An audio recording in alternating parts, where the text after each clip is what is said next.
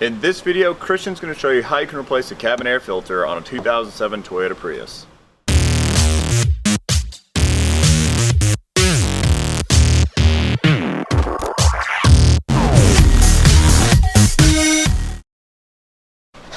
Quick tip for you guys if you're ever going to be doing a cabin air filter. Each cabin air filter is going to have an airflow direction, and there will be arrows on the cabin air filter itself.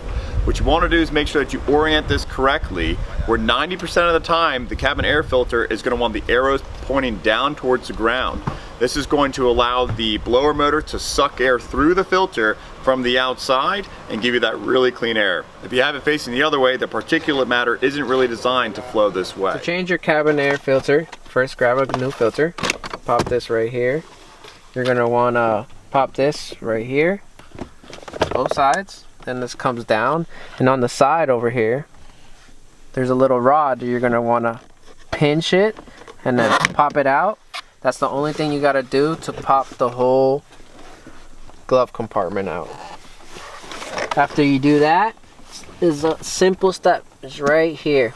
This is your filter right here, and again, this is why you replace it.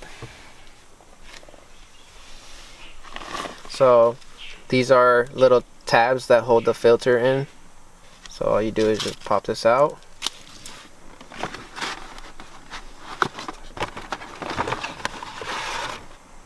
Grab your new filter. Make sure you put it under the tabs, both sides. Nice in there. And just go straight back in there. And again, reverse has little tabs where they go into slots. Put them in, just go back up. You're gonna want to grab your little lever right here, pop that back in. And then right here again, just pop these tabs in, boop, you're done.